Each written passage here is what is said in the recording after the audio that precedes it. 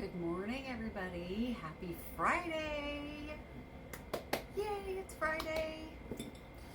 This one's getting a little icky, so I'm gonna swap to a new clean jar.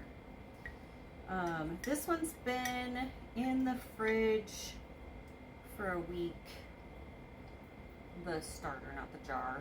The jars. I've been using this same jar for a while. You guys, it's sourdough. It's fine. It's fine. Stop freaking out so much over things. Anyway, so as you can see, there's not a lot of it, right? You don't need a lot, you guys. You can literally start with a teaspoon. So I'm gonna take probably about a cup of flour,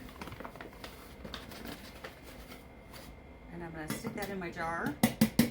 Give it a good healthy feeding today, and I'll make a couple of sourdough loaves. So if you want sourdough, just let me know. If you're nearby and you want a loaf, please let me know below.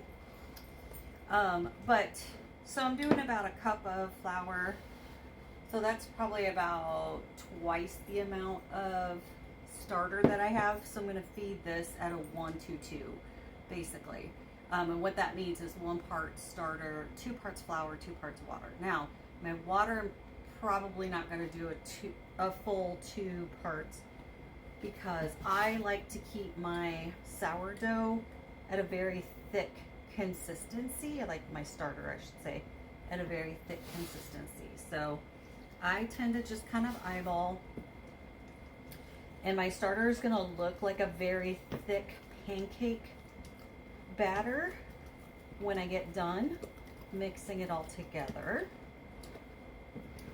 So just keep scraping it down, keep blending. It takes a little bit of elbow grease and time just to make sure that you get all those pockets of flour all incorporated.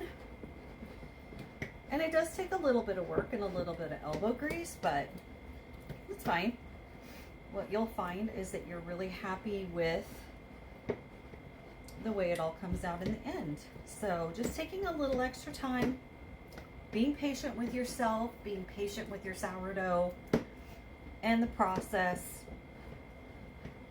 As I've said before, sourdough is actually much easier than people make it out to be. A little bit of a learning curve, yes, it does. But I think the biggest learning curve is understanding that it's not as complicated as it seems. All right, so thick pancake batter consistency. It's a little lumpy, but that's okay. It'll still be fine. I like to scrape down the sides of my jar so that it's nice and clean, so you can see where you started and you can see how much it's grown and if it's started to fall. So my jar is about half full, maybe a little bit more.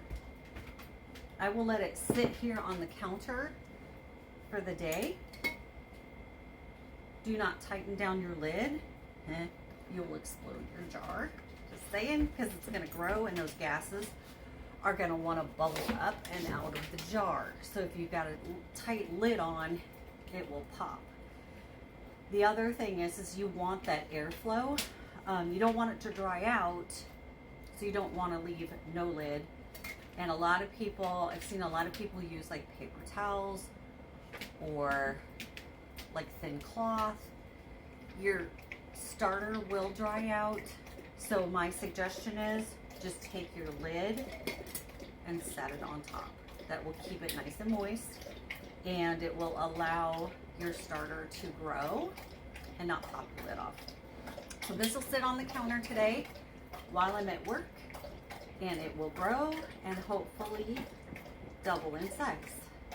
So It's cooler, obviously, right now, so it's going to take a little longer. So I may not be able to actually start mixing until tonight, which is fine. Still gives me plenty of time to mix dough, do my stretch and folds, shape them, or no, sorry, do my stretch and folds and then let them rise.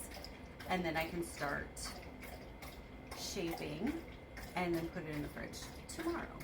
So, hope y'all have a great and wonderful Friday. Here's to the weekend.